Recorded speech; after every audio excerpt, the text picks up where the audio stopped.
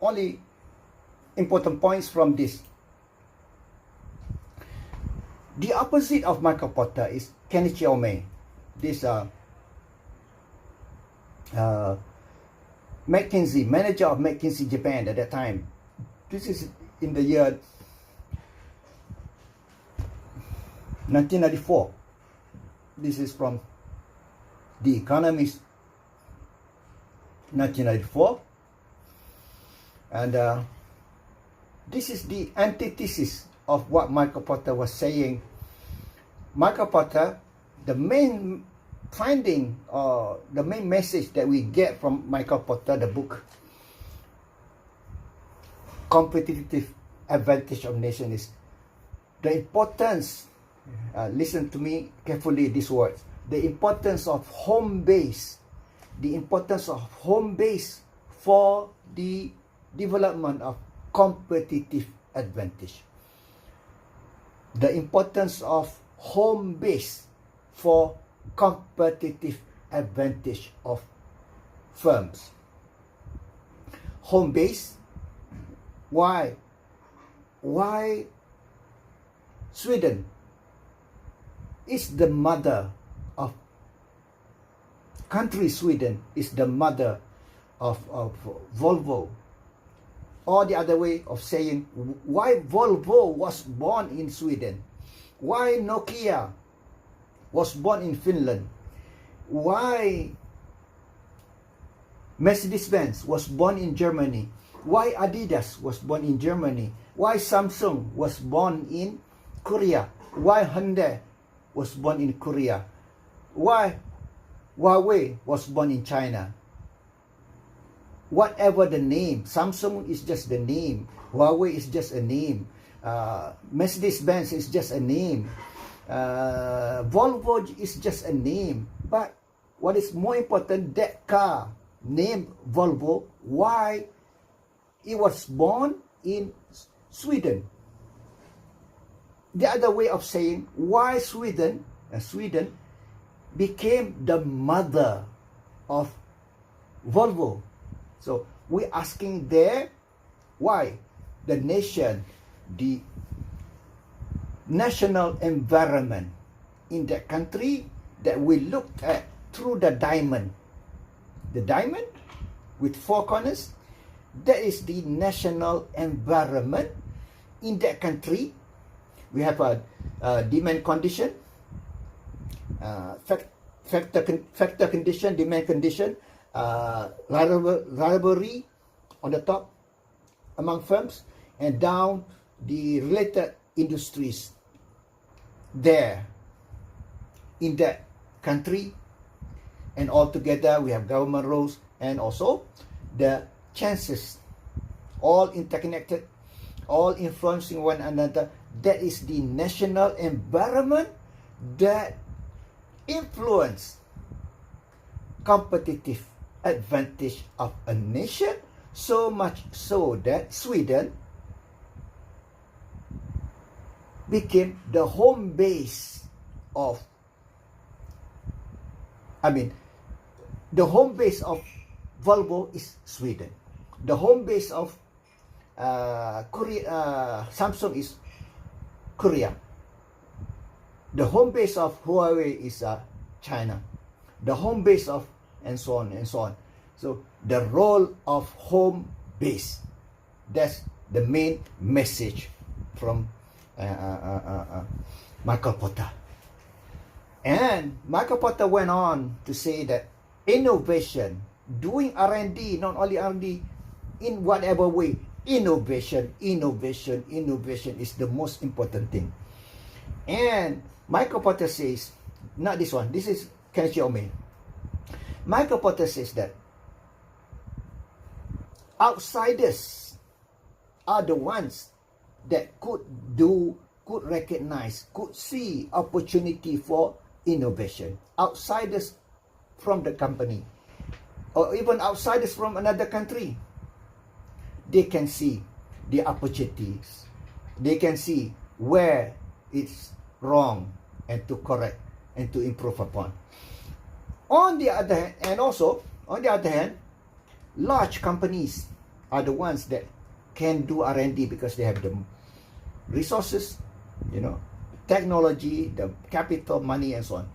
So now we look at this Kenichi Ome. On the other hand, I'm just going to read quickly from those I marked in yellow.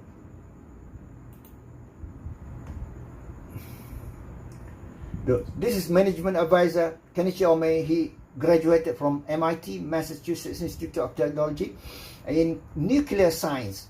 However, from nuclear scientist, he became a management guru. He was the McKinsey Japan manager or chief, So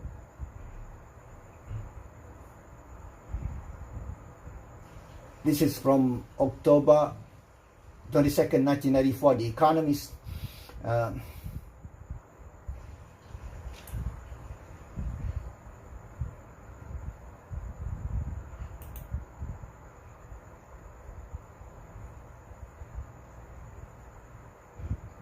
Not good thinker. So he's up there. Mr. Ome rightly argues that there is no contradiction between being a globalizer and being an insider. So Kenichi Ome is known for his book Borderless World. Borderless World. World Without Borders. Borderless World. Published in 1990. So that word of globalization became popular in early 1990s. And he's a really globalizer. It means that nations are not important. Countries are not important. The global thing is important. It's like no borders in the world. But reality is not that way. There are borders. So there is no contradiction between being a globalizer and being an insider. And he is insensitive to the ways in which nation states are sources of a competitive advantage. Yes, nation states are sources of competitive advantage. Who taught this? Michael Porter. Not just barriers to efficiency. Michael Porter is more persuasive than Mr. Ome when he argues that globalization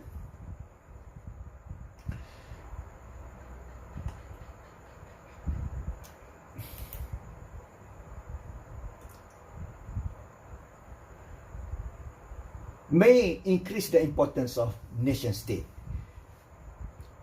Michael Porter says globalization will increase or may increase the importance of nation state. I was talking just now about the importance of home base. Why? Korea was able to produce Samsung. Something in Korea, the national environment that we looked into the diamond, through the diamond. The importance of nation state, not diminished. Whereas Kenichi Ome says the other way. With globalization, nation states are not important. No more borders. It is the global economy. So opposite, right? Above all, Mr. Ome shifts his ground with infuriating frequency. Sometimes he argues that national borders have all but dissolved, no more borders. Sometimes that there are huge barriers to free trade. Sometimes he argues that bosses should become insiders. Sometimes they should adopt the Anchorage perspective, named after Alaskan city. His forthcoming book, The End of Nation States, already published, of course, introduces yet another variant of the globalization theme. Today's engine of growth he argues, are not nation states, but regional states. Not nation, but region, like East Asia, Southeast Asia, East Asia, that kind of regional states rather than nation states. He argues that. He mentioned about some of these Hong Kong, South China area, San Diego, United States, and Tijuana in Mexico, bestrides the boundaries between the two countries. Northern Italy and Wales lie to the all are defined by the logic of market rather than dictates of politicians and bodies. Mr. Amar is rather better on innovation than he is on globalization. The best sort of R&D, he insists, is driven by the desire to add value to customers rather than to bring glory to scientists and politicians. You see? Oh, that's my position. Yeah.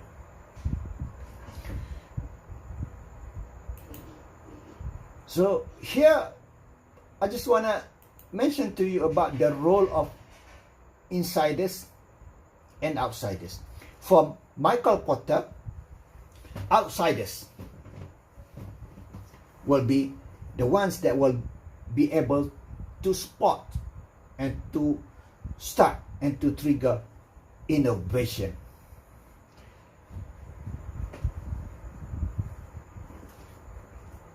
And for Omei, no contradiction between globalizer and being an insider. So insider or outsider doesn't matter for Kenichi Omei. So that's the only point that I want to mention to the class. Let me repeat. Michael Porter, outsiders will become the source of globalized innovation. Because outsiders can see. You know, imagine you live in this house. I live in this house for so long. I'm so immune with, imperfection in the house. But if some people from outside come to my house, oh, that house is dirty. That house, something wrong with that house. They can spot it. But not me, because I live here every day. So outsiders will be able to do innovation. In case of Michael Porter says. On the other hand, this Kenichi Omei, he's from Japan, Japanese American. He says the opposite. Doesn't matter, you insiders or outsiders, both will be able to do innovation.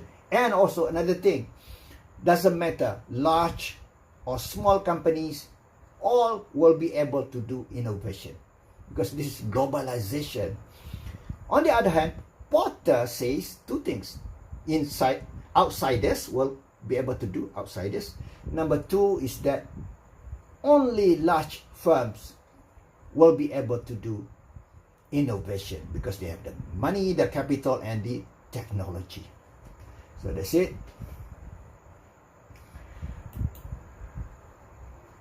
And then quickly I want to go to pages on technology.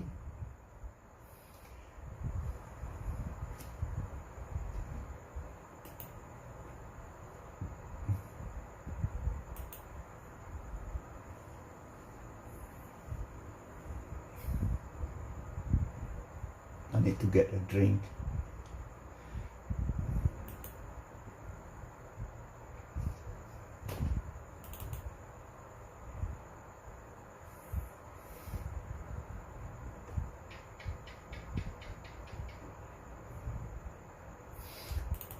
Okay, I'm gonna get a drink. 1 second.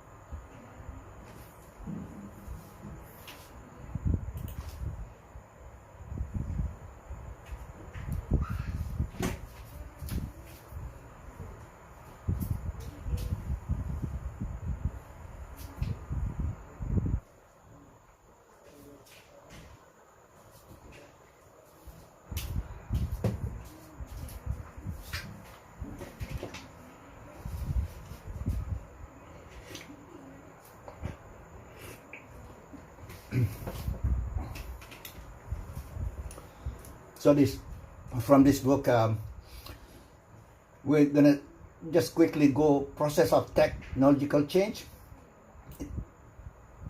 This is the most simple model of tech change. It's a linear model. Tell me that you can see this. You can hear me, and you can see the picture from the book. From basic and applied research, yeah, someone give me feedback. Basic and applied research and product and process development and production and marketing and distribution. So this is the simple.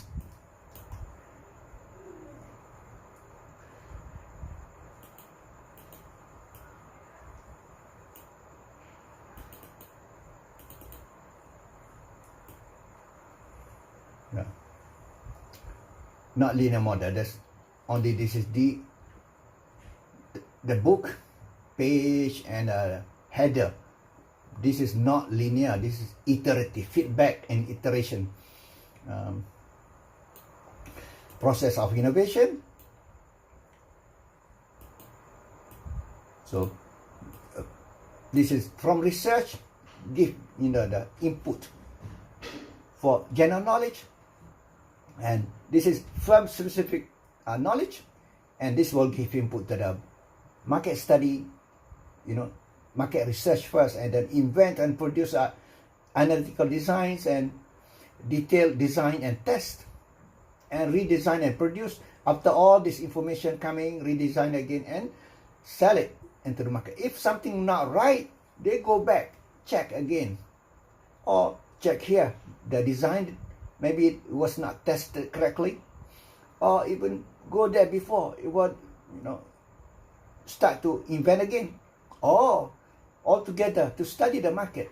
So all this interconnected with each other. So next.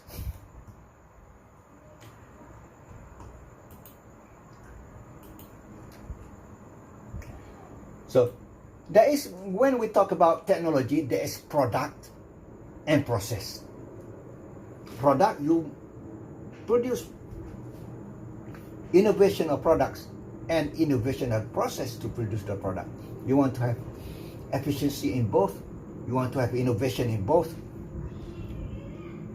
So product development efforts phase 2 critical needs, the cycle time, to shorten the cycle time.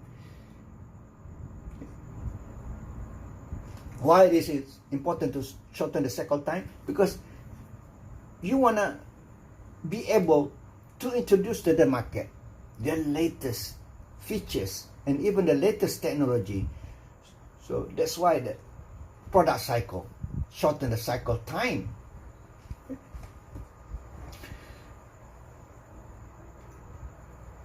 Process innovation is typically distinguished from product innovation as if they are truly separate, but they are, they are interlinked.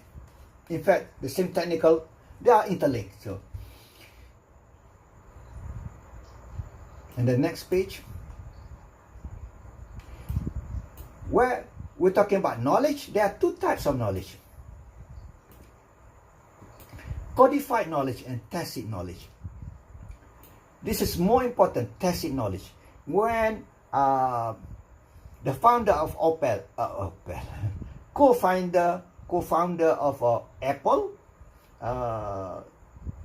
Steve Jobs, passed away, he went away with him the tacit knowledge in his head that nobody can know what he knows. Otherwise, on the other hand, codified knowledge has been codified into the manuals, into journals, into the magazine, into the all trade journals, technological writings, codified already. So people can learn, people can replicate. Whereas tacit knowledge, the knowledge residing only in the head of the person, that tacit knowledge. When he passed away, Steve Jobs went together with him, the tacit knowledge.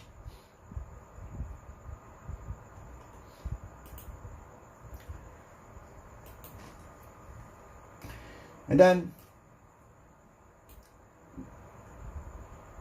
this is a typical relationship between type of knowledge and knowledge products. This is completely codified. This is tacit. What is codified? You know, the word codified. Coded already. Code. It's like when you buy a TV, there's a manual. You buy anything, a phone, manual. How to use it, you see the manual. Just like that, we call it coded. So that it has been coded, people can read and can learn and can even replicate and produce the same thing. So codified knowledge, we can associate that with standardized knowledge. A knowledge which is secret today secret, in next few years will become no secret anymore, because all knowledge has become outdated, because there are always new knowledge, new information, new knowledge. The old one becomes codified, the old one becomes standardized. So, and this fully disclosed, restricted, public, private. So private know-how, this is Steve Jobs, what he got, the knowledge, this one completely tacit, privately owned. Whereas you can have the privately owned, but you codify it. You apply for patents. When you apply for patents, you have to tell this is the technology about this. But you get to register the patent and copyrights. Anyone who want to use the technology, your invention, they have to pay royalty and rights to you. So this is codified, even though it's privately owned. And public. This is public scientific papers and shared experience. You talk about it. But the restricted access, this fully disclosed, public can read it, scientific papers, journals, fully disclosed. However, this is what I heard, whether it's true or not. Scientific papers by scientists from China, they're not really writing the whole thing, only the superficial, the outside finding, the finding, just above the crust, not really deep inside, because that's secret number one. If you wanna reveal everything, you will lose your secrets. I heard, whether it's true or not.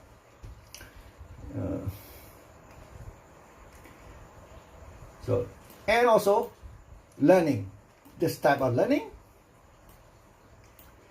by doing, learning by using, operating, learning by changing, learning by trying, interacting, selling, all this. The Koreans were doing this, learning by doing on the shop floor, with reverse engineering that started by Japan. Reverse engineering, open up the engine again, open, and try to assemble again. That's reverse engineering. And then manufacturing it. So reverse engineering plus learning by doing.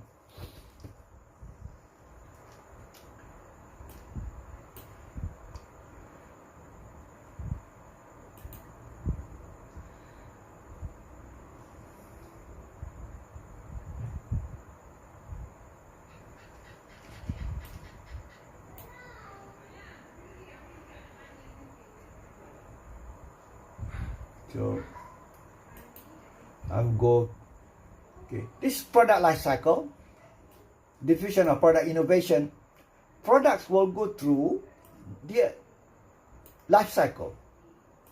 At least life cycle you can explain at least in 3 phases, at least at the minimum. You can have more detail, 4 here, 5, 6.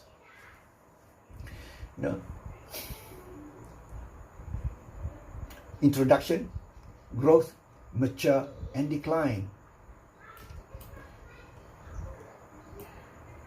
And this product life cycle I explain with my graph has to do with FDI, has to do with location of industries, like location of manufacturing. And next, or should I go to my graph?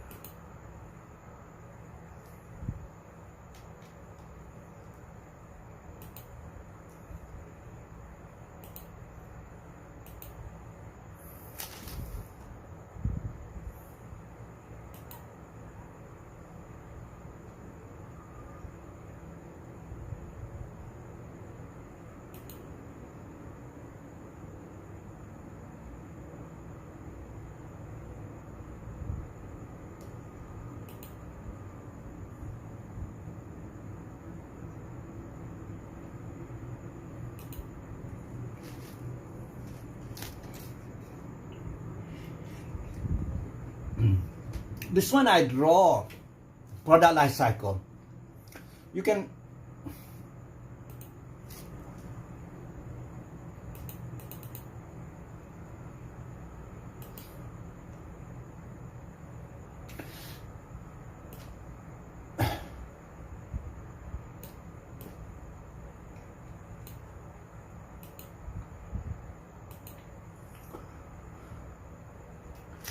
so look at this, 5 or 4, 3 is the basic.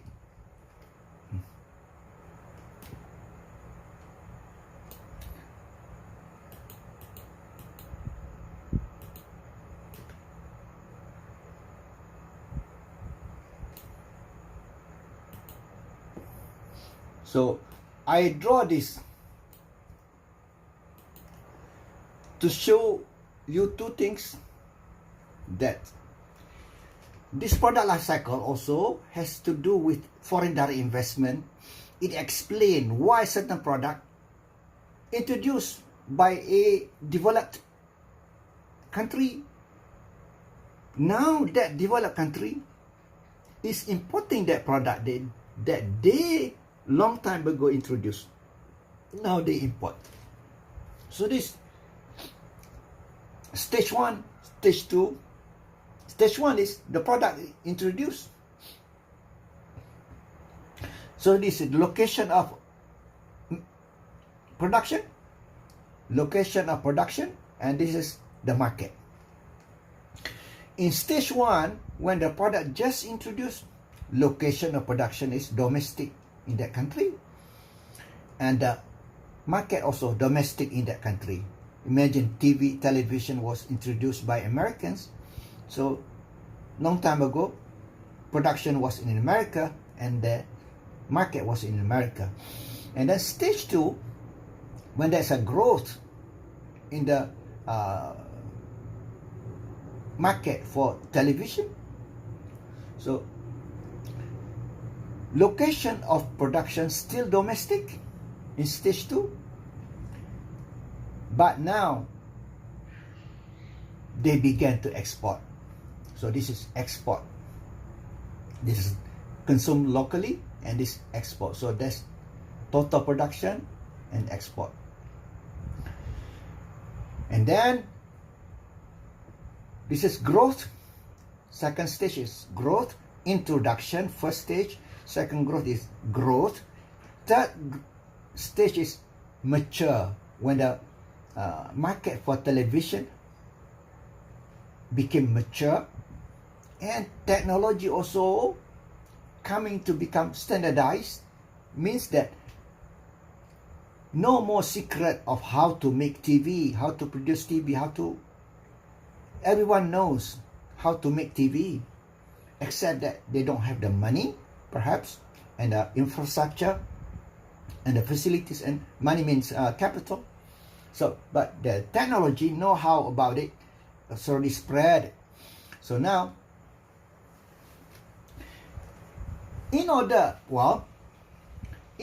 to internalize that technology, so we learned earlier about internalization, to make sure the whatever technology they have, perhaps when I said just now, standardized, perhaps even more here on fourth stage, standardized. Here, beginning to become standardized. So they want to make sure that technology that they have, still they can keep it secret within the company. So that process, we call it internalization, through going outside overseas, open factories overseas, and keep the technology inside within the company. So they started to do FDI in stage 3. And production are two places. Production domestically in the US still going on, and they began production outside overseas through FDI. So the market domestic in the US and served by can be from those produced in the USA and also those produced overseas. So the market are domestic plus outside. Where the outside in the host country. Suppose USA companies came to Malaysia, so the market in USA plus the market in Malaysia plus the market outside of Malaysia and outside of the United States. So 2 places or 3 places, you know, in domestically the market production 2 places, domestic and overseas through FDI, the markets domestic as well as in the host country, which they came to Malaysia, host country Malaysia, and outside of Malaysia, outside of the host country. So, and here, look at this, export began to decline. Here, right here, stage 4, USA has lost competitiveness completely already in the manufacturing of TV. The cost of labor, the cost of everything is high to produce TV in the US. So, location of production, FDI completely, outside of USA completely. No more production in the US in stage 4. Stage 4, no more production in the United States. And the market in the host country Malaysia and outside of the host country, including in the USA, means that TV produced in Malaysia now goes back to United States. So United States began to import TV. Look at this, import right here. See? So this is the beginning of what I said earlier. Product life cycle explained in a way without saying in the textbook. This is what I say. A product which had been introduced by a country, usually developed country, now that developed country imports the product that they used to introduce to the world long time ago. USA importing TV. And stage 5, now, yes, USA completely become importer of TV here. And now, Malaysia, as a host country to American companies, there is still FDI by American companies, or no FDI anymore. Still FDI by Americans, or no FDI. It means that Malaysian company will be able to produce Malaysian-made TV. Made in Malaysia, I mean, what call this? Not made in Malaysia. Malaysia's own television. You know, Malaysian brand name. A company from Malaysia makes TV. So, and then the market is global. So, this is the decline, and that explained by product life cycle, which has to do with the location of production and related with foreign direct investment. So, copy this one of that one. Do not save. And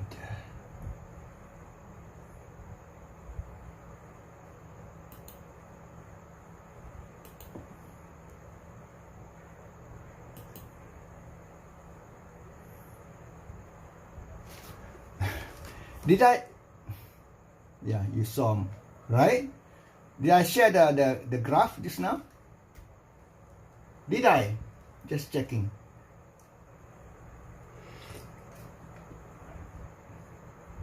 Please, feedback please.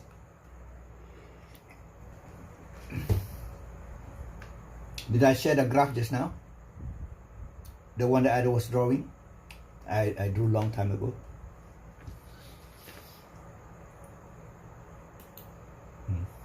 And thank you.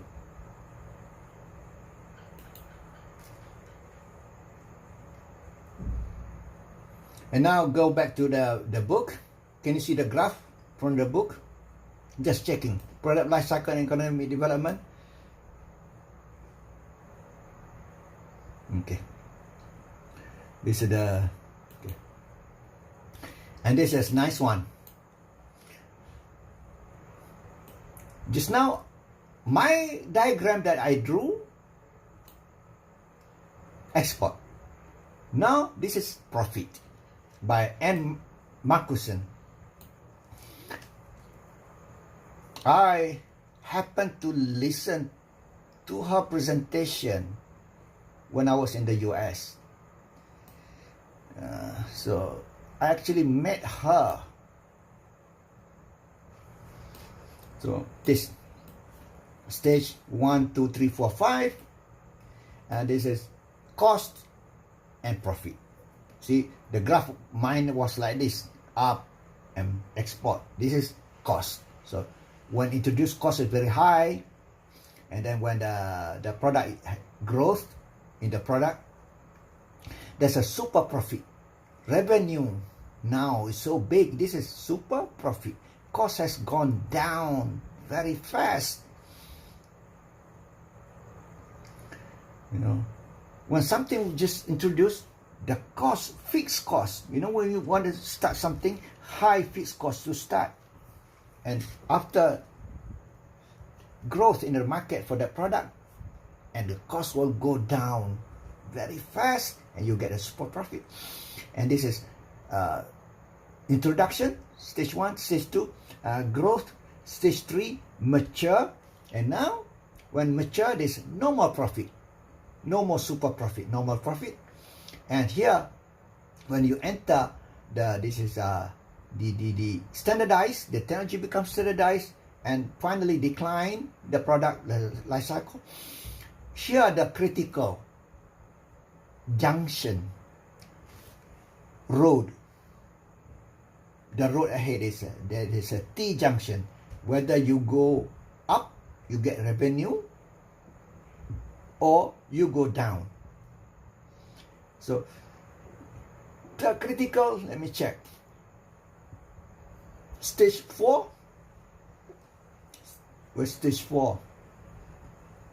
Yeah, the fourth stage is uncertain.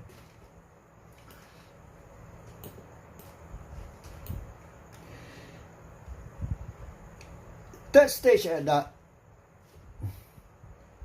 profit per unit drops sharply as output approaches saturation. If a product or industry follows the life cycle, from low to high volume, a shakeout period ensures where competition shifts rather suddenly from product innovation to price. Yes. And from skill labor intensive to capital intensive production, resulting in the demise of a firm, I'm able to make this transition. Okay. Transition from stage 3 to stage 4. That transition here at the border of 3 and 4. Let us read again.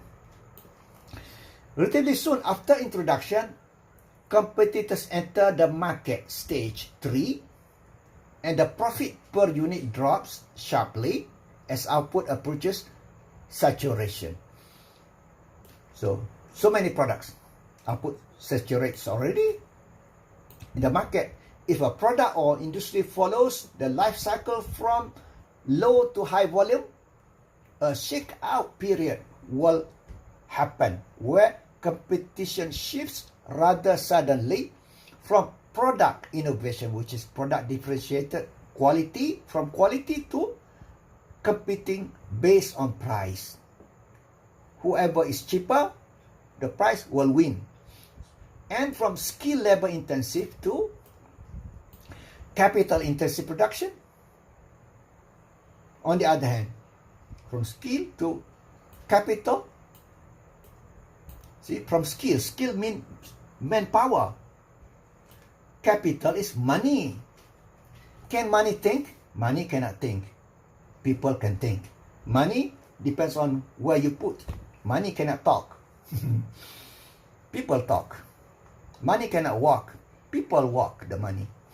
So, resulting in the demise of the firm, unable to make this transition. So, unable. If you cannot compete, if you cannot cut your cost further, because there are so many entrants, can do the same thing, cheaper or even better. So, whether you go up to gain, to win, or you lose inside the box of fourth stage. So the fourth stage is uncertain. In some industries, firms will be able to earn profits, whereas in others, competition eliminates all but the lowest cost producers. Only lowest cost producers will be able to stay. Indeed, negative profits prevail in the final stage. Negative profits. When large corporations disinvest and the sector becomes the domain mainly of small firms serving niche markets only. That's Marcuson. So, and quickly, this product cycle. It is important for companies to shorten, not to lengthen, to shorten the product life cycle. So that they can start producing and offering to the market new features, even new technologies every time. So used to be said that Sony wanted to shorten.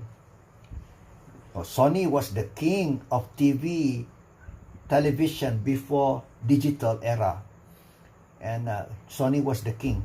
But Sony no more king of TV. There's so many competition in the digital era TV today. But Sony was the king before digital era. So at that time, they were saying that they wanted to cut down the cycle time. Cycle time. We're talking about cycle time from 6 months to 3 months. So that every 3 months, they can add on new features. At that time, not yet, famous today, Christensen's of, disruptive innovation, coined after 1995, that by 1997, the word disruptive innovation has become famous, and the year 2000 and so. So, could you say that Sony during the before digital era was doing disruptive? No, Sony was being disrupted by digital technology, because Sony was the king, and Sony no more king in TV. King of TV no more.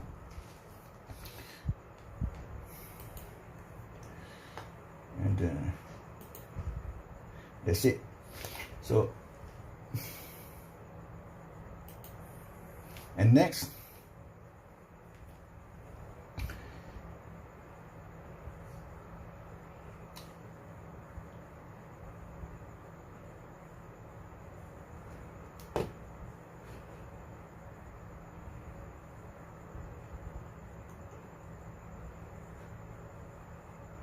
we're gonna go to network effects.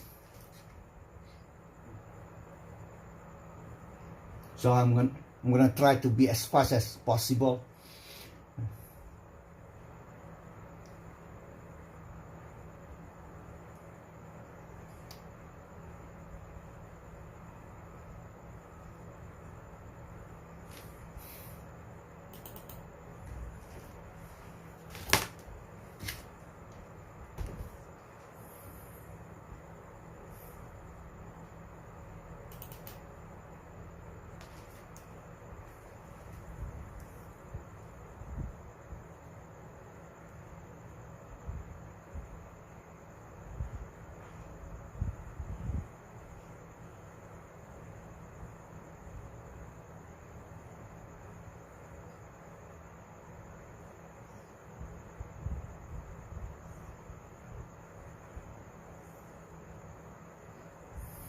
I saved that graph, so I want to make sure that I save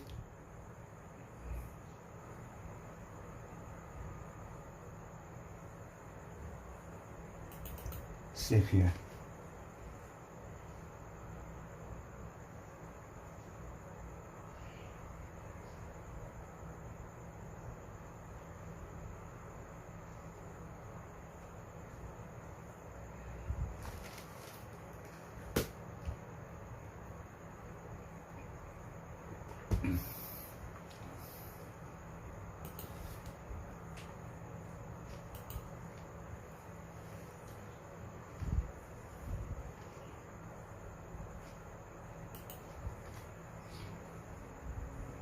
I just want to save what I copy.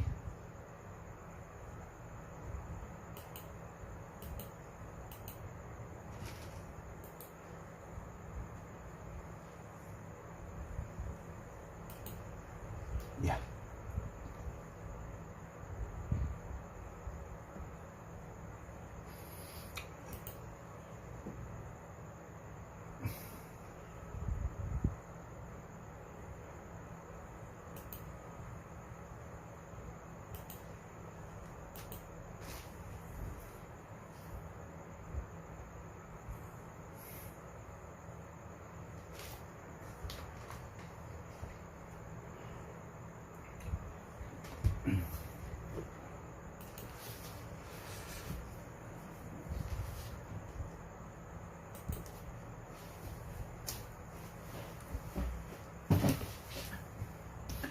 So, you know, multinational corporation, we talk about Heimer, Kinderberger, and Vernon product life cycle.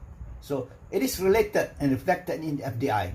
So that's why I saved it here. I just added just now.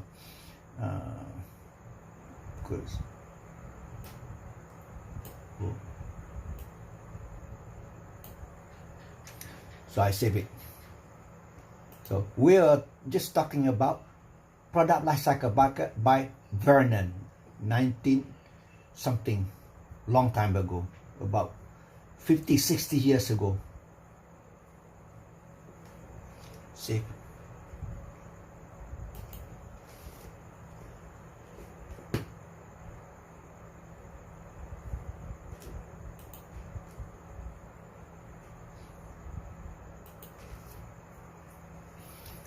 And now, on the topic of network effects. This explains why Facebook, Mark Zuckerberg, has become rich because of network effects. The more people be on Facebook, the more people use Facebook. The more people use Facebook, the more people use Facebook. The more people use Facebook, the more people, that positive feedback of more people, and closed was the Friendster. Before Facebook, it was Friendster. You know, Friendster closed because of the network effect. And that's why Mark Zuckerberg was afraid that people will be using WhatsApp. That's why he bought WhatsApp, to make sure no danger posed by WhatsApp toward Facebook. He was afraid people will be using WhatsApp, and no more Facebook. So he bought Facebook. So because of the fear of network effects.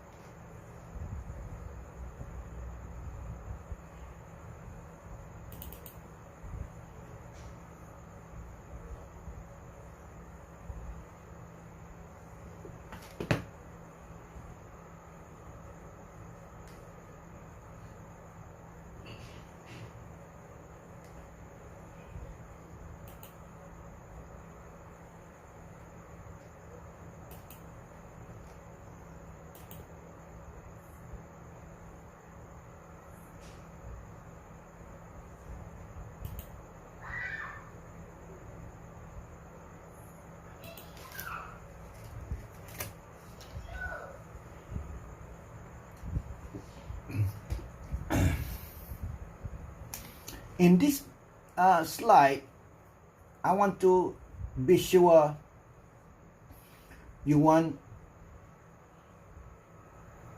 or you must know that I'm talking here about just one section of the application of network economics. Just one application, which is how R&D happens.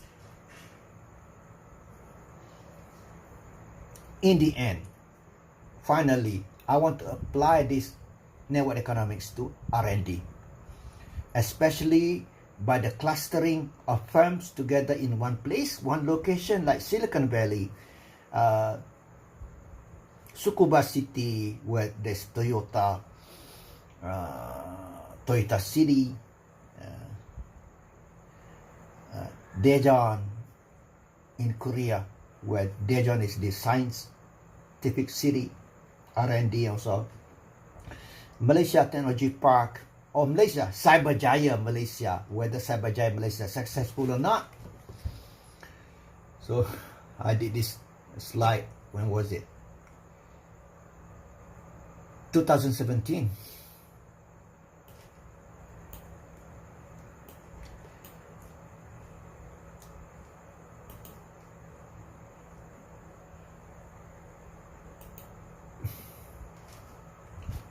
So tell me that you can see this slide.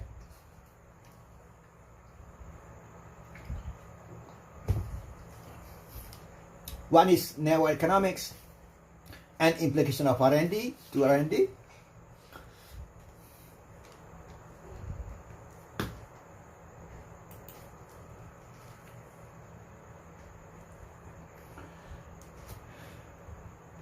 So first, economics is allocation of scarce resources. Networks has to do with nodes and links. Nodes is like a dot.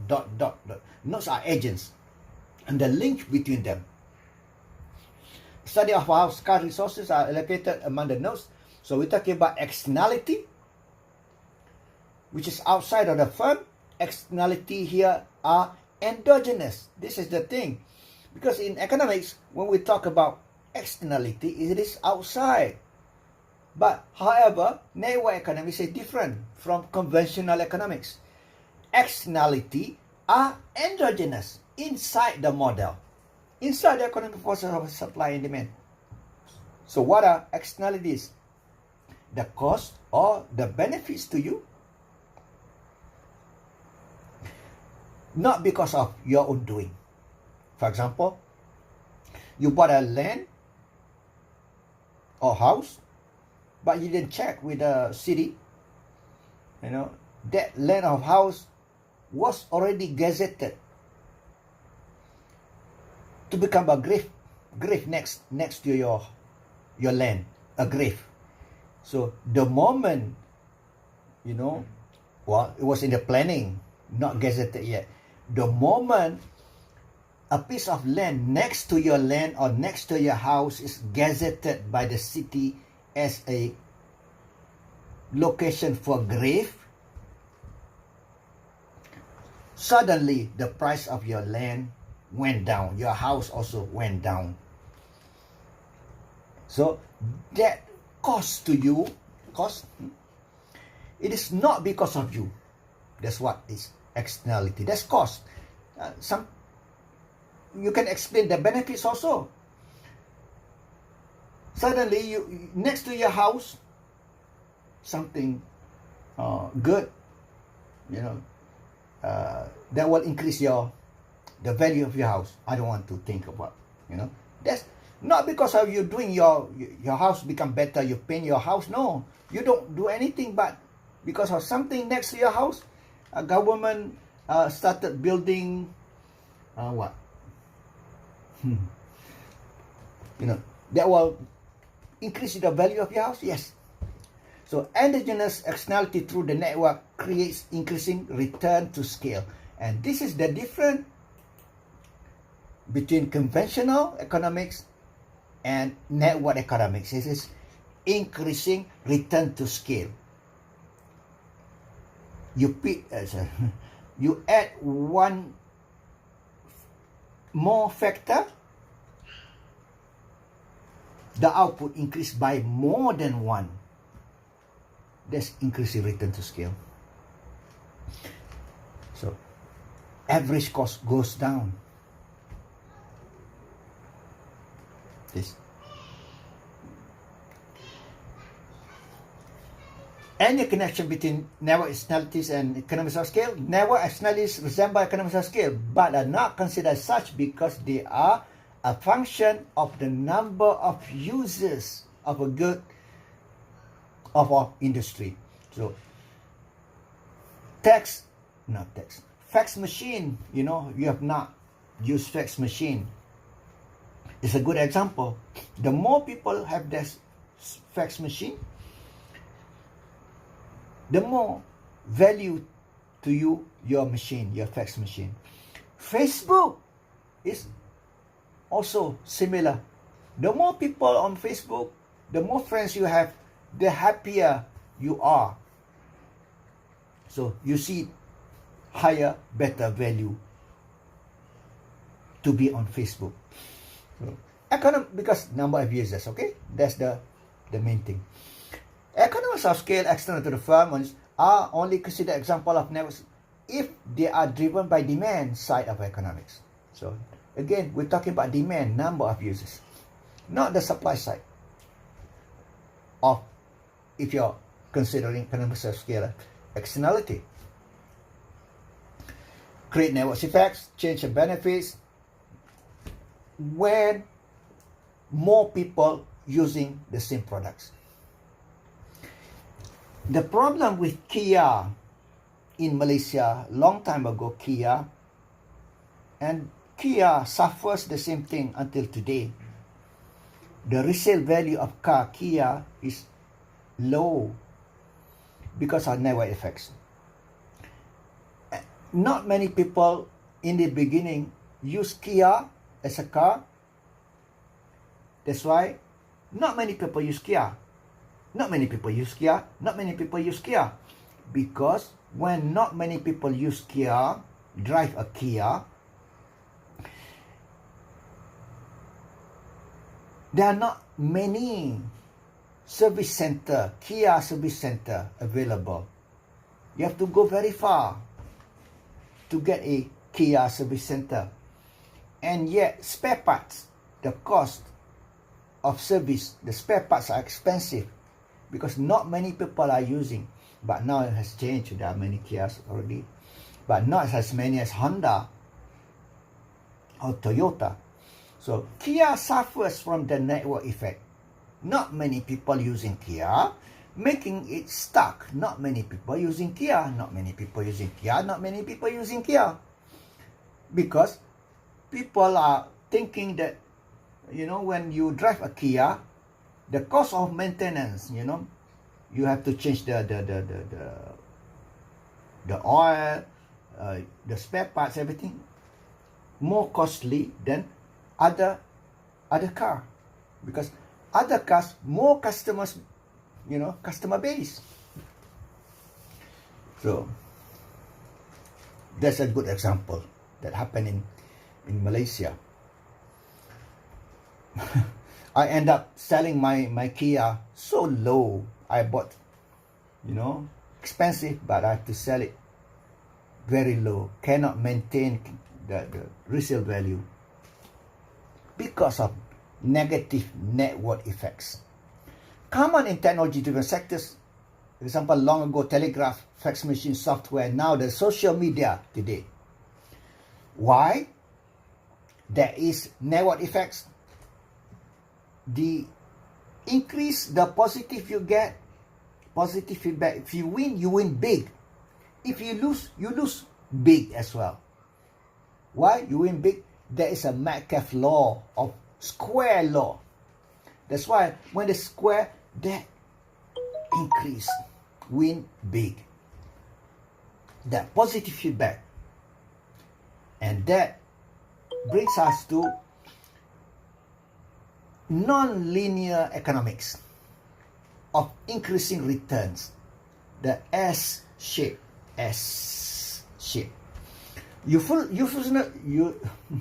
usefulness of a network is proportional to the square of the number of people it connects. For example, here we built one line connecting two cities, 100 people in city A, 100 people in city B. So how many possible connections if you have a phone line or telegraph line in this case? So 100 people, people 1 will call people 2 in people 1, number 1 in city A can connect with people number 1, city B, number 2, number 3, and so on. And so there is a possible 2 cities, 100 people times 100 people, which is 10,000 possible links.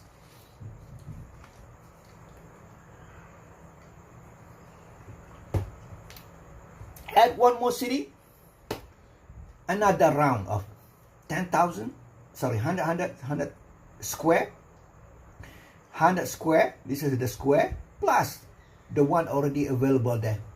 So 20,000 links. So we're talking about 3 cities. This is city A, city B, city C. A to B, 10,000, even 3 cities. A to C, 10,000, so 20,000 only. Do not make a mistake. When you see this, oh, the links are 30,000 because there are 3 lines. No. For each particular city, this is A, city A, only this one. 10,000 this way, 10,000 this way. This one, on the other hand, doesn't belong to A. Only this one. 10,000, so 10,000. For CDB, 10,000, 10,000, 20,000. For CDC, 10,000, 10,000, 20,000. When there's 3 cities. Add one more city, 4 cities, 30,000. 4 cities, the square again. 20,000 just now, 3 cities, 20,000 plus another square of 100. So 30,000. How? 10,000, 10,000, 10,000, 30,000. For city B, I forgot to draw this one. 10,000 to A, 10,000 to D, and another 10,000 to C. So 20,000.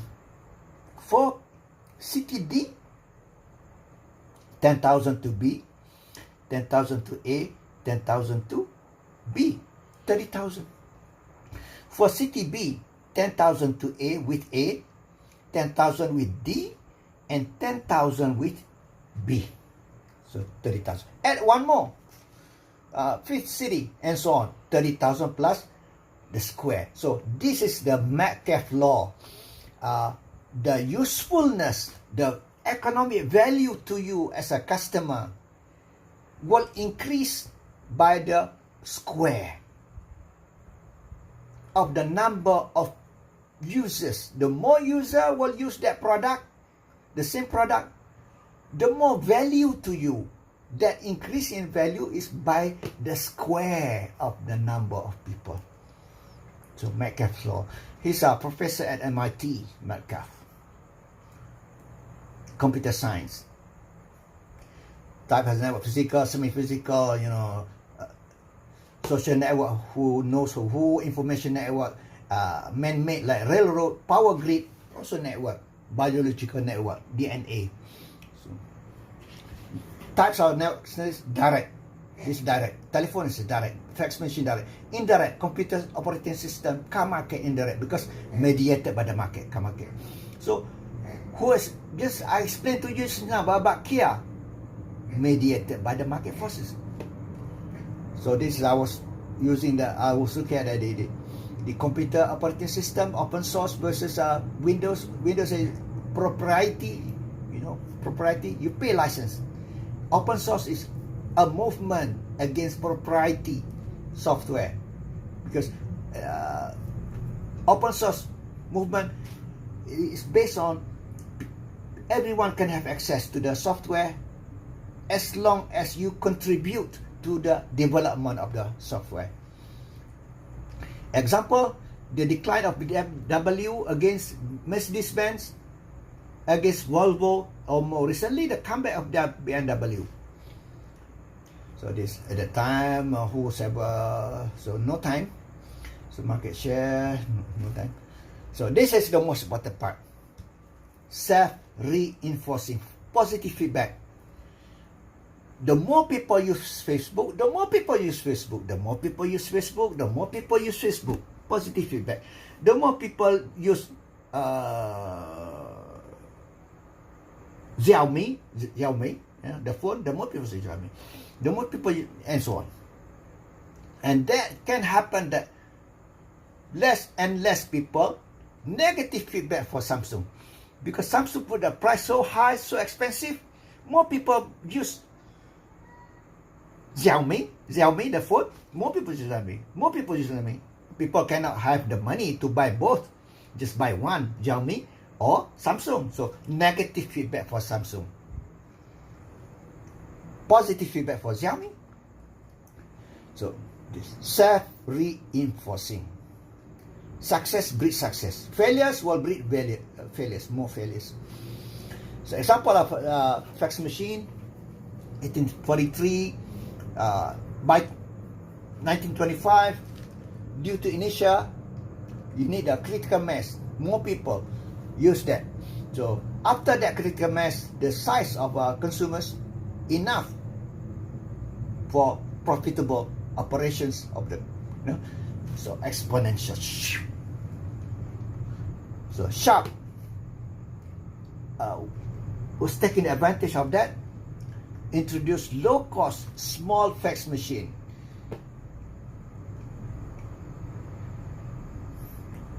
Email, 1969, but not many people used it. So by 1996, many people used it. So this is because of network effect. So there is a threshold size given individual is the minimum number of me want to buy the product, want to join the network, meaning to become a consumer of the product. There's a that critical number, we call it threshold network size. There are conditional users. Those users, they look okay, conditional to the number Y. When you want to buy something, new product, new technology, at the beginning is very expensive. When there's a flip phone by Samsung, I wait. Now I still have not bought flip phone because it's too expensive.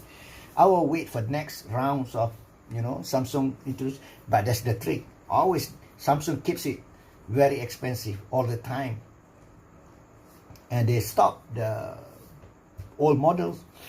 So that's conditional users. I wait, but there are other who are unconditional users, just bought. So this S curve, critical mass explode after that. That's S curve, and that's tipping. So example is in the VCR market long time ago, before Netflix. You want to watch movie, you have to go to rental store.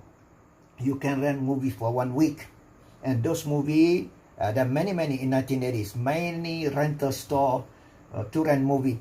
So the types of tape and even the types of movie produced, either Betamax, Sony, or VHS. Many companies, Betamax, only Sony. Betamax lost because expensive. Even the good picture. More recently, HD and Blu-ray. Blu-ray no more. HD has won.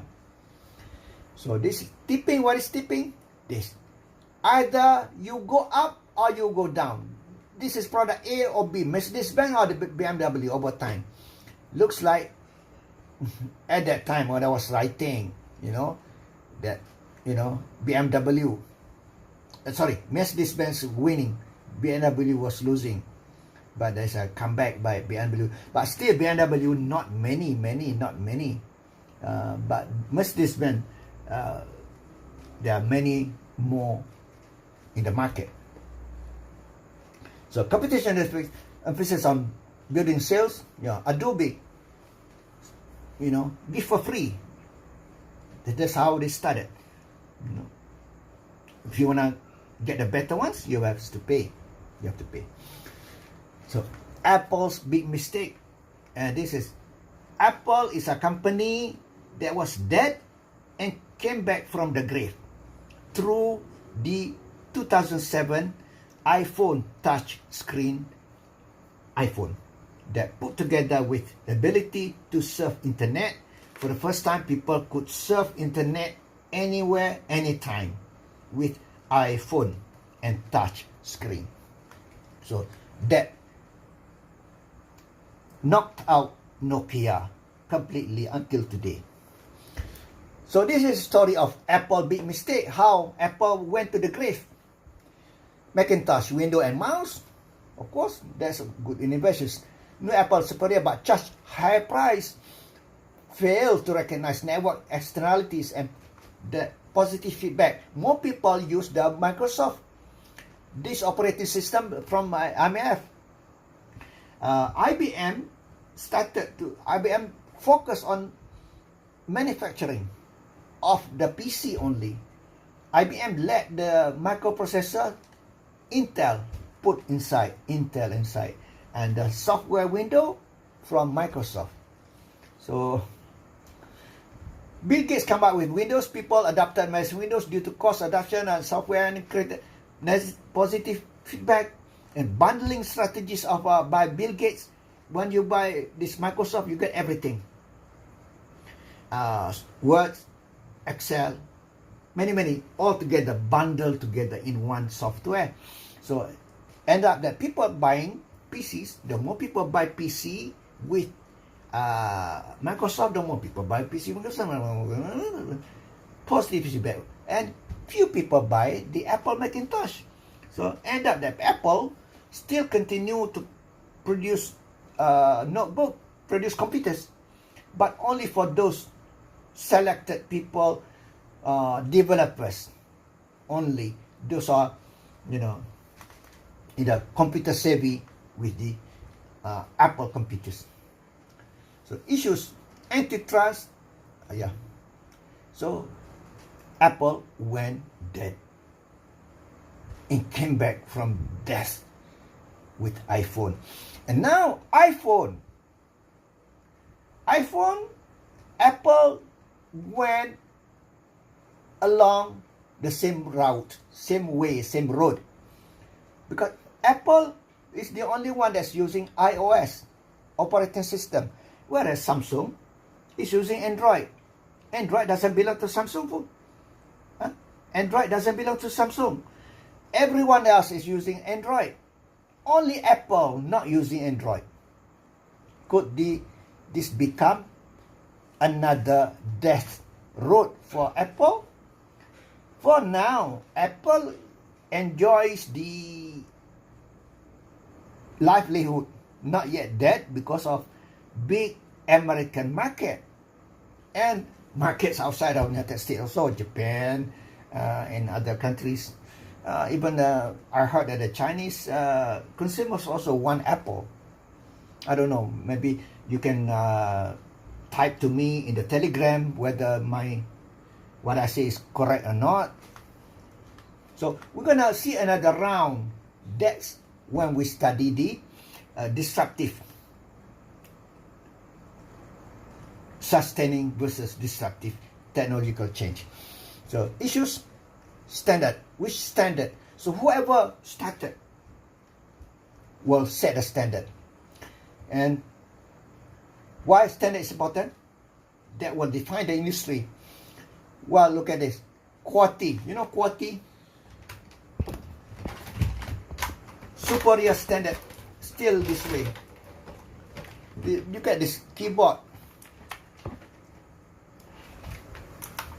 The keyboard. QWERTY. Until today, QRWRT is because the typewriter, long time ago typewriter, is organized this way so that to avoid any arrangement of keyboard that will be having a common thing, commonly used in English, because typewriter at that time using this, the arm, you push A is, if I and S near to each other, A, B or C near to each other, is I and S. So once you push I, you push S, I has not come out yet, you push already S, the arms of the thing, typewriter will break, will be broken. So to avoid that, they make sure arrangement on the keyboard will not have like a, a common word that appears every time in English. So that's quality.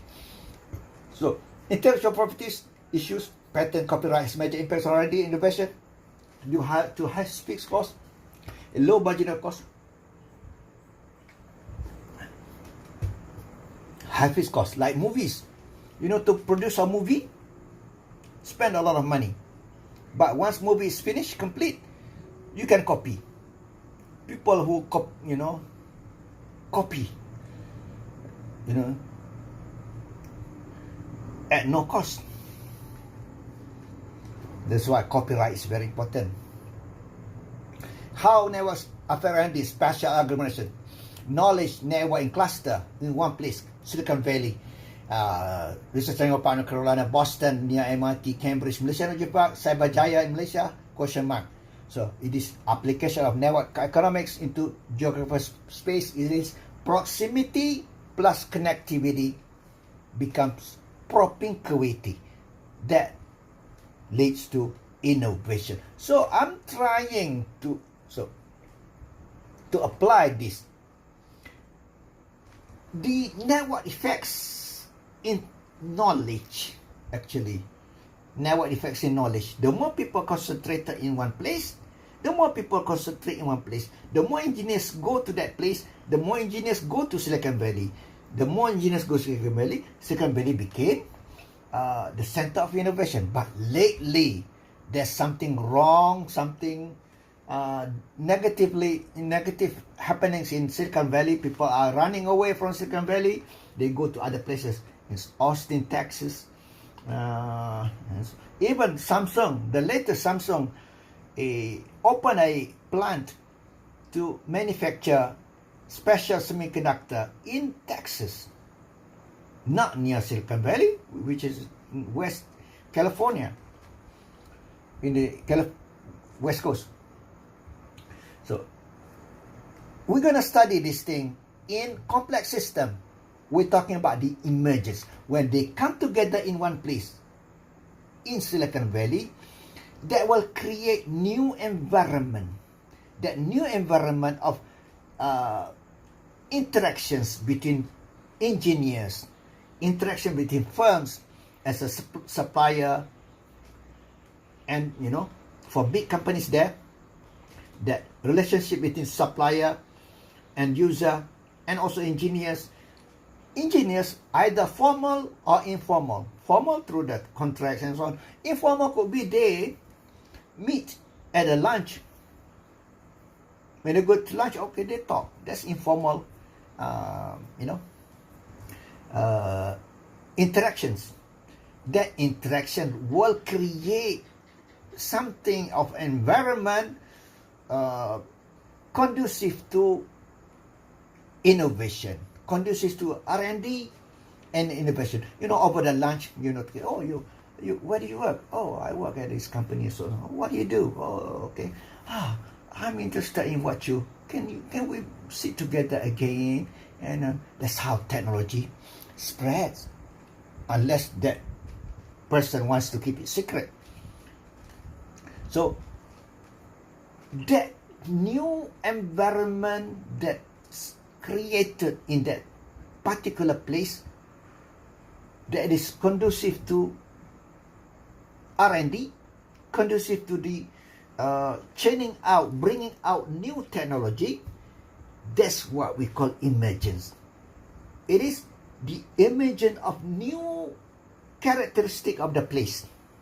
Before this clustering, that place nothing. Now that place has become the place for technology, to breed technology to emerge. That capability, that new characteristic, we call it emergence. So now economics works through the concept of emergence.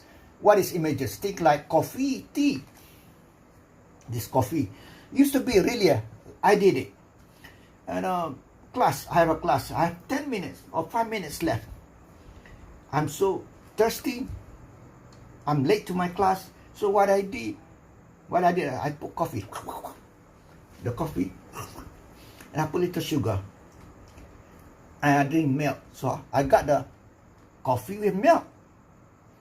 That coffee with milk doesn't taste good compared with I brew the coffee. You know, put the coffee inside, put the hot water, and put milk, and stir it. So that good taste because of with combination of hot water bring a good taste. That good taste is emergence compared with only coffee, little bit sugar, milk. I get the same calorie but no taste because there's no emergence. So think of coffee, tea. Think of something this in Malay, penyapu lidi. I don't know how to translate that penyapu lidi. You know, this you broom. It's like this. It's not strong, but when you tie together, strong, cannot break. That's because emergence, a new characteristic, a new feature, a new character has emerged, which is stronger than before separately. You tie together. So the whole is greater than the sum. And that I want to apply this to innovation. What I'm trying to say here, innovation will occur in one place, geographic location, when there is interactions among the scientists, among the engineers, among the people there, buyers, suppliers, all together interaction. That interaction we call between agents there will create new environment that will be conducive to R&D, to production of new technology. That new environment is emergence because the whole is greater than the sum. What does it mean? Whole, say this is 1 is 10 point strength. So we have 30. 10, 10, 10, 30. It's separate. But if you work together as a system, 10 plus 10 plus 10 is not 30. 10 plus 10 plus 10 is 300. Same thing. If you rowing, a sport rowing, rowing a boat, competition, dragon boat. So there's one person there in front to make sure everyone is rowing at the same time, same strength. If one person not doing the same time, that thing will lose because the whole is greater than the sum. So implication for R&D, need a robust national and regional innovation system, university, industry, public research, R&D, and that's it. So what time is it now? We have to take a break because I want to get into the next topic.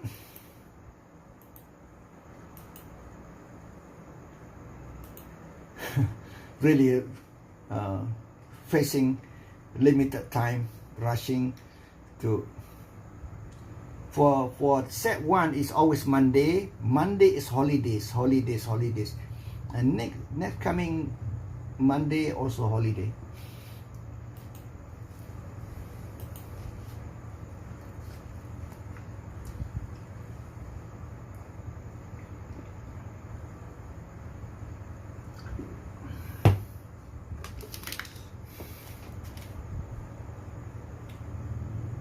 So that was network effects.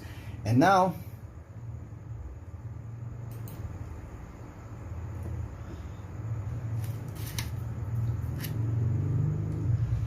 the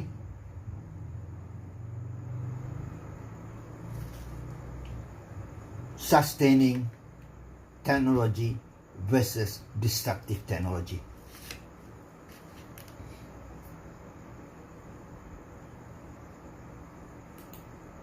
So, well, for a break,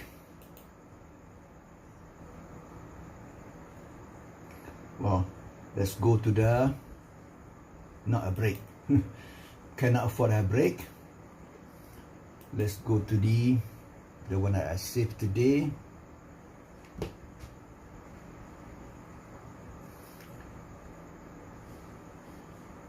Yes, I saved on Amazon, stories about Amazon, Tesla, but there's no substitute for me to go to the graph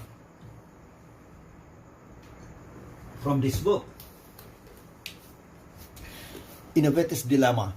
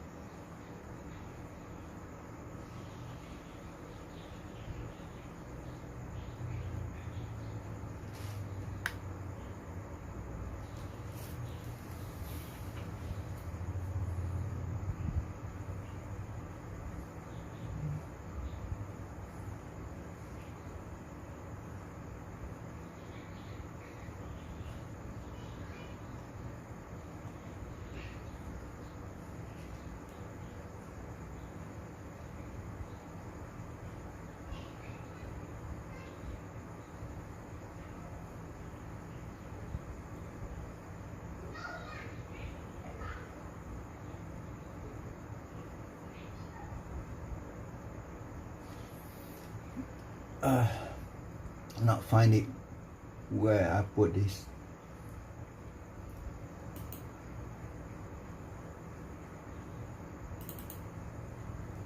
One second.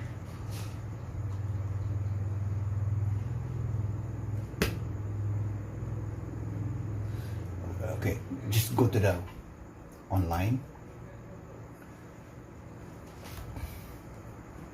and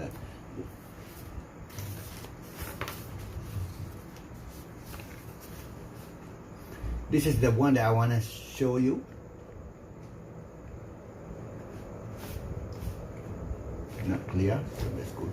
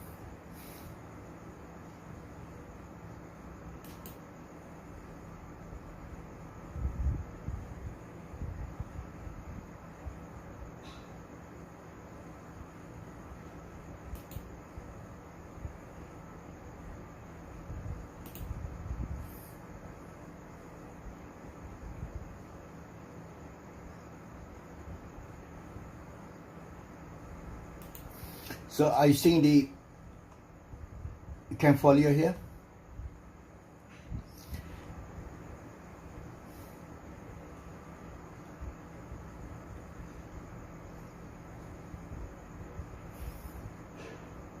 So sustaining versus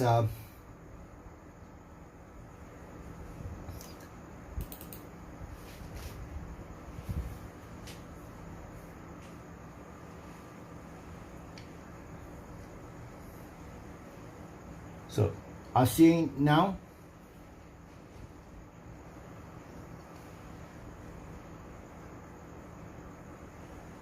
slow the book. You see the book now?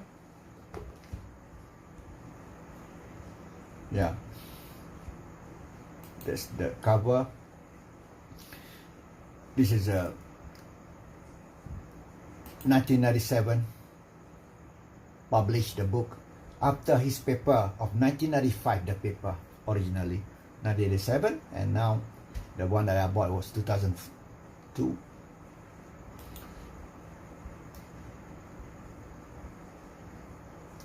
Why great companies can fail?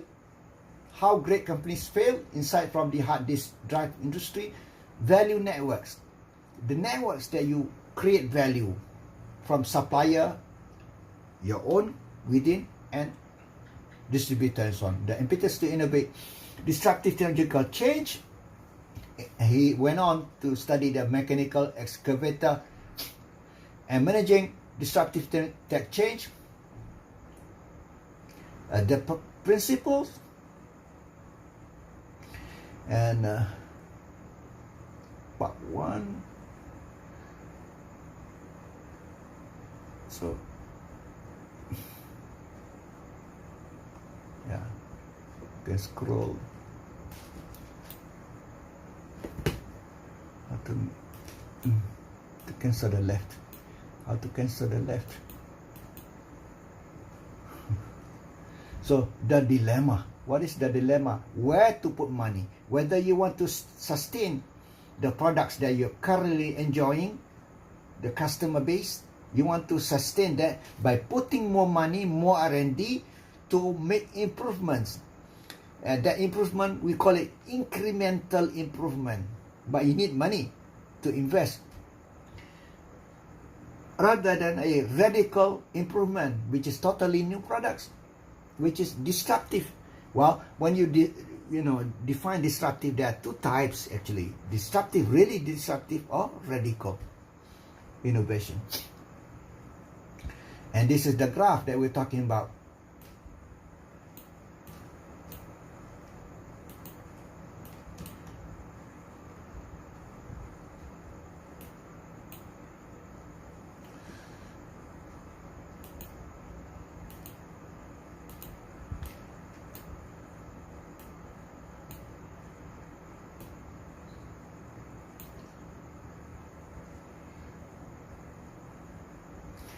So this is time, this is product performance.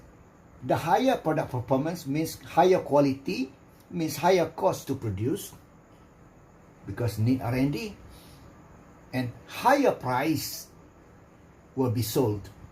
So this is the range of price at particular time. This time, for example, this is the range of price, the highest,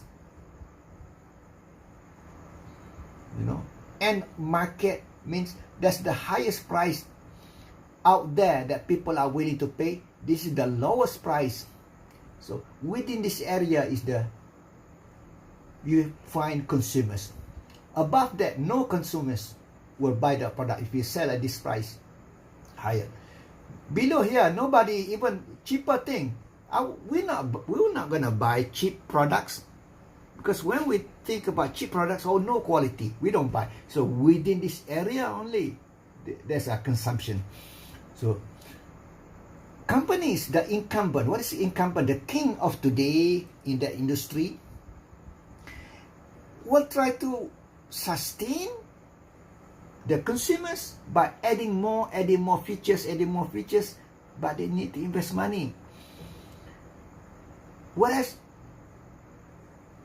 they will not even consider the customers here that will buy a cheaper price, that essentially creating a vacuum here, vacuum to be filled by new entrants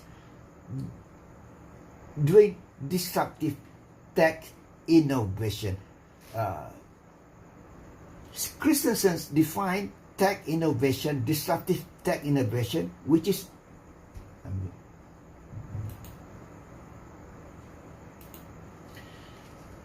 very important to know. Christensen defined, he passed away already, about 2 years ago, he passed away. He defined disruptive as introducing new products at much lower cost, because much lower product performance, of course, lower cost and lower price, which the incumbent, the king of today, ignores.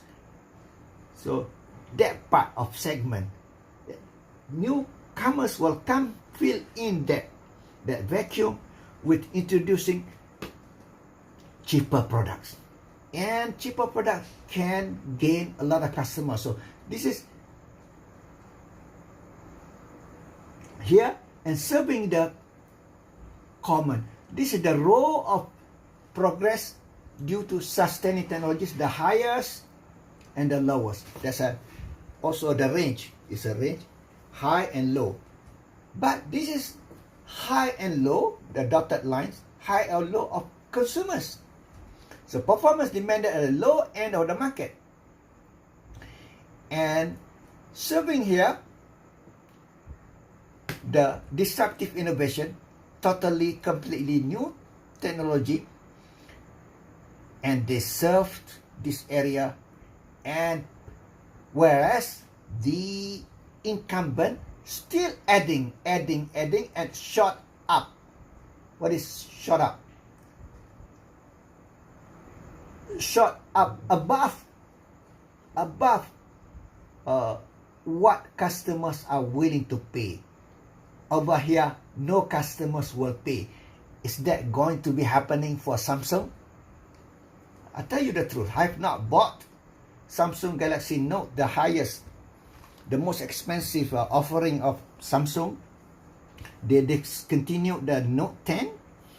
They offer that Note capability in Samsung Galaxy S22 Ultra 2 version, the Ultra 215 and 512 storage. So I saw 512 is 5,800. You know, the price. I have not bought it because I consider that's very expensive. 5,000. You know, I can put down payment for a car, 4,000. You know. Yes.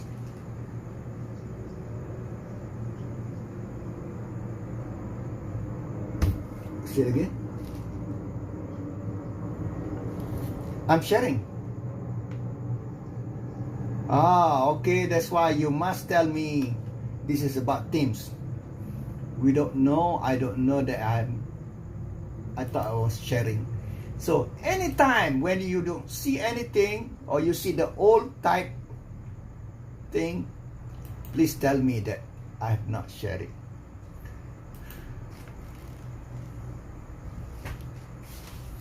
I don't know what you can see. That's the thing about Teams. Can you see now?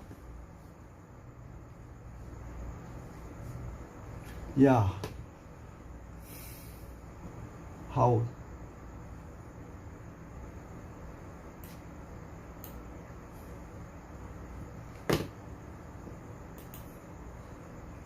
Okay, what happens if I do this? Cannot, right? Are you still seeing the graph?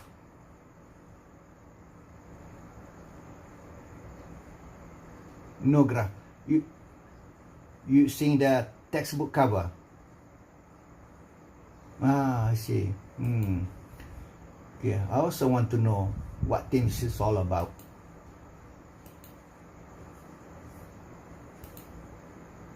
So, you guys, if you have business acumen, try to make better than teams, so that the presenter know what the viewers are viewing.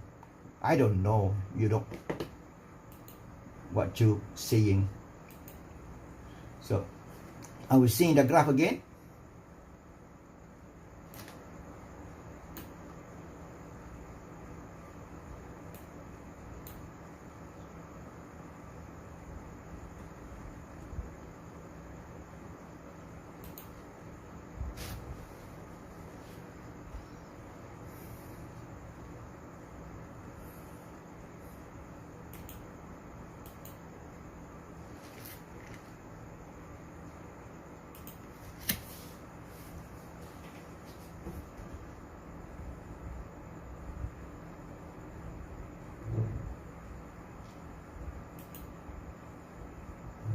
Now you see the graph.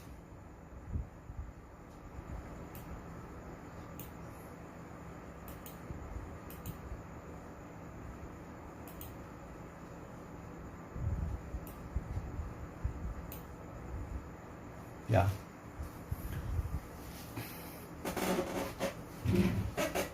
So you must stop me immediately when explaining something. You sense that, oh, I'm not sharing, so something wrong. So must tell me that the graph is not there. So have to repeat. So that's how we lost time. So you see this time and performance. Performance is better performance, more cost involved to produce it, and high price. At certain time, this is at particular time, this is the highest possible price demanded. This is the lowest possible price demanded. Meaning that to say that for example here, I will not buy anything cheaper than this, because I think cheap products is low quality. At least a phone of 700 for me. At least I will not buy a phone 200 ringgit, 300 ringgit. No, I'll buy at least 500 ringgit phone. And in the offering in Malaysia, that Samsung is the flip one, nearly 7,000, 6,000 something. The Ultra Galaxy, S22 Ultra, 5,008. So that's the upper. So this line, dotted line, is the line of consumers, high end and low end. This is where the consumers are. And the incumbent is trying to keep the customer base by offering new features all the time. That is sustaining technology or sustaining innovation to sustain the customers.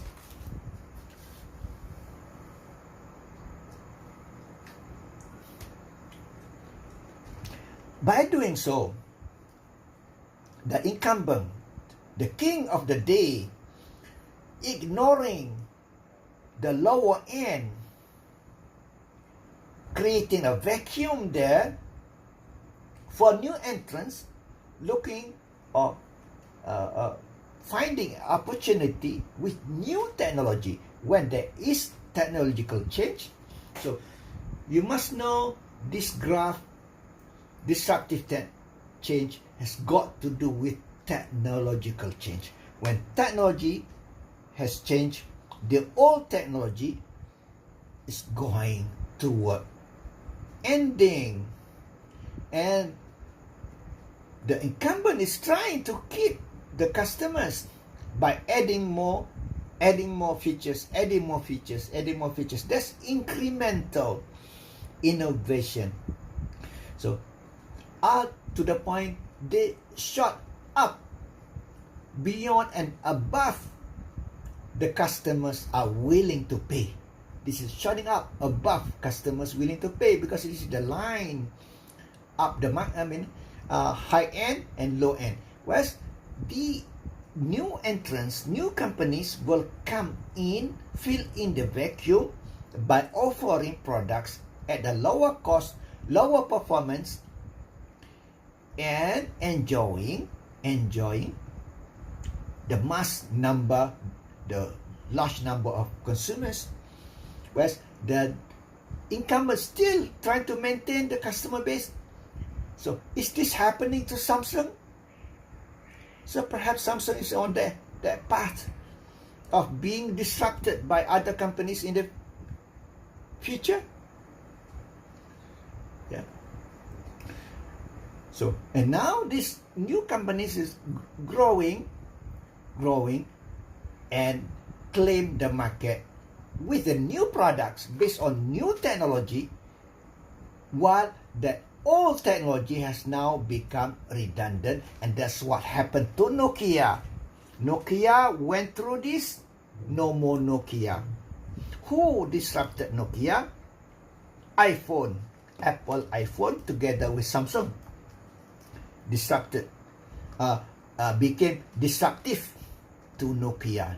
Nokia was the king of mobile phone during the early parts of mobile phone, before the touch screen, before the capability of internet. It was Nokia.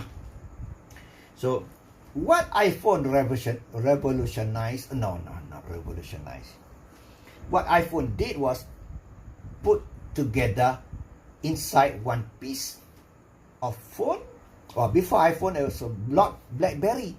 You know, the BlackBerry, you can have better feature than Nokia. I never had a BlackBerry, so I cannot have experience to tell you. So, and BlackBerry has this, keypad, make it easy for you. That was before the touch screen. When touch screen came, in fact, touch screen technology wasn't Apple, some other company, but that technology has now become standardized. Everyone knows the technology. No more secret, touch screen. But first mover advantage by Apple in 2007, that's how Apple came back again from the grave. What grave? Grave of computer, personal computer. Who killed Apple? Bill Gates. Who killed computer Apple? Apple computer, Bill Gates. And now Steve Jobs came up with 2007, brought back again Apple through the introduction of iPhone, combined together touch screen and capable of surfing internet. For the first time, people could surf the internet anytime, anywhere, inside their palm, their hands, and can carry everywhere. So that knocked out Nokia. But yes, we can consider iPhone and Samsung together disruptor of Nokia, because by definition of Christensen, he says that the new entrants offer a lower product performance at lower cost. But the reality is that iPhone, when it was first introduced, was not low. It was offered at this, perhaps here, not here.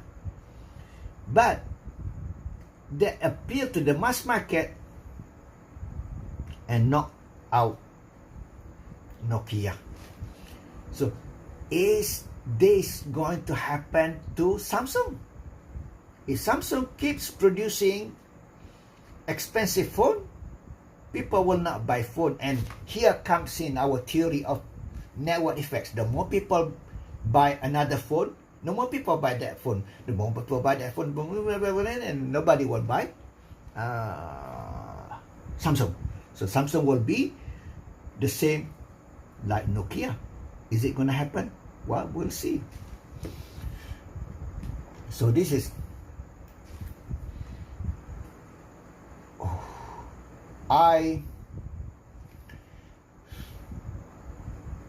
for the benefits of those, well, this is the principle.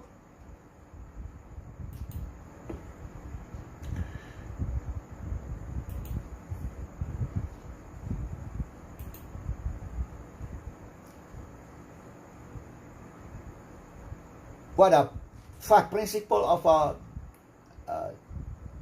disruptive innovation?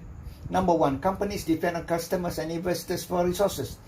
You need customers and you must listen to investors. You must listen to both. Here is the problem. If you listen to customers just would not know really what the technology out there. They just want convenience. They want these features and in the past we've been studying and we've been taught that customer is right. You must listen to the customer. But in this case, customer may not be right. Customers may not know what is available and what is best for them because that shot up. So the graph got shut up. So you see this. If I go further, principle number 2.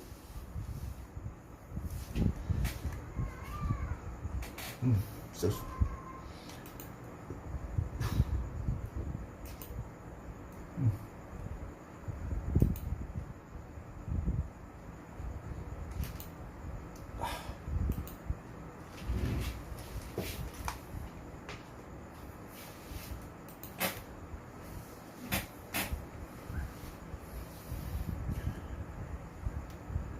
I cannot move as fast as I want to move. Number 2, small markets do not solve the growth needs of large companies. Large companies need a large market. This is a problem because the new entrants produce a low performance, low cost, of course, lower price, can generate still profits, even a small size of the market, the growth. But large incumbent, the king of the day, cannot just grow, cannot maintain the company if the growth is small, growth in sale. So small markets, which is the disruptive market for disruptive products that will disrupt the incumbent's product, small market will be okay for the new entrants, but it's not okay for the incumbent. Okay? That's why incumbent lost. Principle number 3, markets that don't exist cannot be analyzed. New markets, new technology. Can we analyze what is next new technology? So, number 4, an organization's capabilities actually defines its disabilities. So what is capable of the incumbent has become what is incapable of, because large companies, incumbent of the day, it's not easy to adapt to new technology. If technology change, they cannot adapt it easily because they spend so much money on R&D, tech development, on training, on human resources for the old technology. When new technology comes in, the new small entrants will be able to take that opportunity fast to fill in the vacuum, whereas the incumbents still want to maintain the customers, adding more, and end up shutting up above what the consumers can pay. Because this is when I mentioned, as I go more, it's number 5, will explain. You listen to customers. You may feel in the past, you must listen to customers. Yes, you will win. But today, with new technological change, and this disruptive phenomenon happen only in technology products. In technology products, you cannot listen to customer because customer may not understand technology. So technology supply may not equal market demand. You see? That's why they're shutting up. So, okay, now finish with that. I just want to take maybe 10 minutes. The last of the topic to introduce to you, because it's already 12:04. The last, I already compiled some examples of that, but I have no time to share with you. I compiled example of Amazon, Tesla. Is Tesla disruptive or not? So, so many examples and cases in another file, which no time. I must go to the last topic.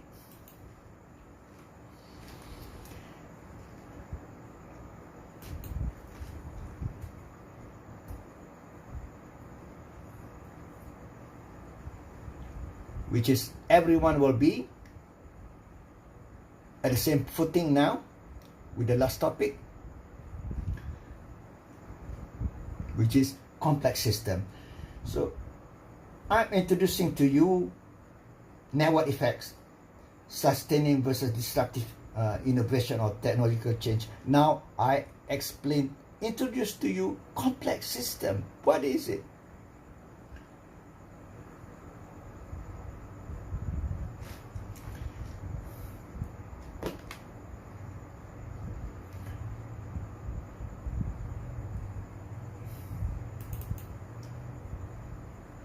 This file, but I'll go to the internet source. So this is vocabulary. Maybe suffice that I show a few pages only. We're talking about system thinking. So a system is a collection of elements which are themselves system. This will apply to both supply and demand.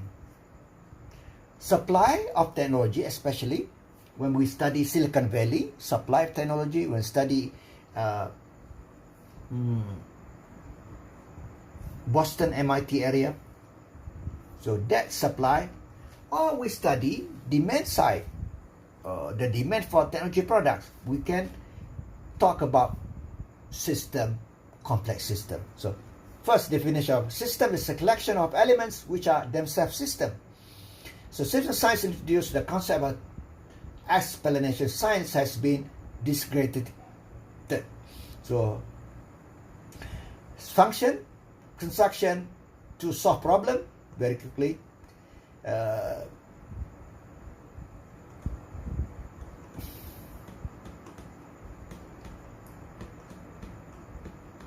I just want to go to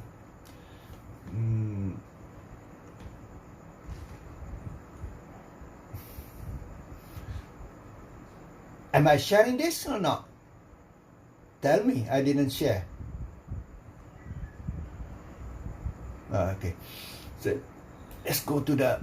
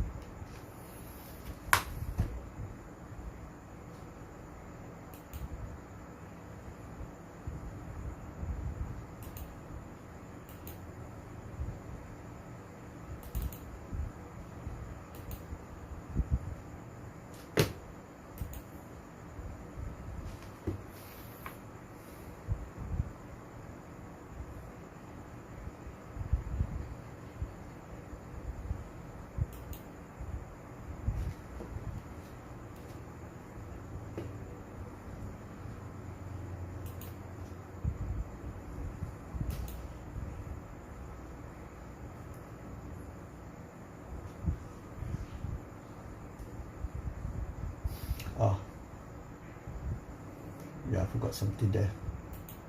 Just quickly when I'm already there.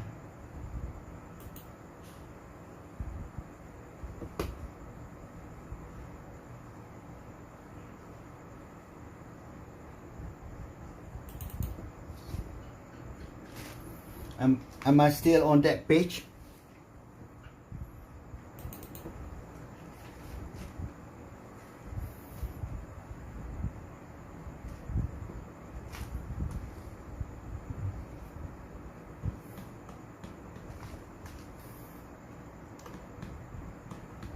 Am I at the beginning? Okay, let me go. Here we see again emergence. Emergence is the most important concept in complex system. Okay, can you see middle number system? Are you seeing that page? Middle number system, tell me.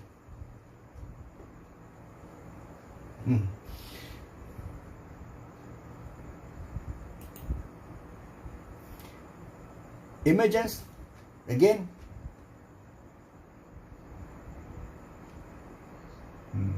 So it's emergent. New property.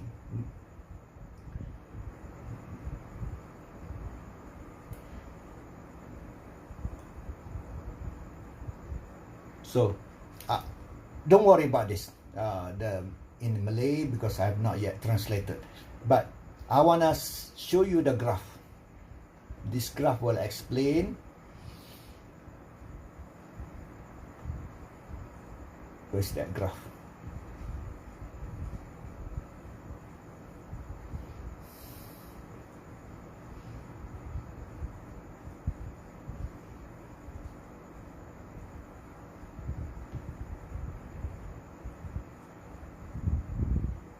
Yes.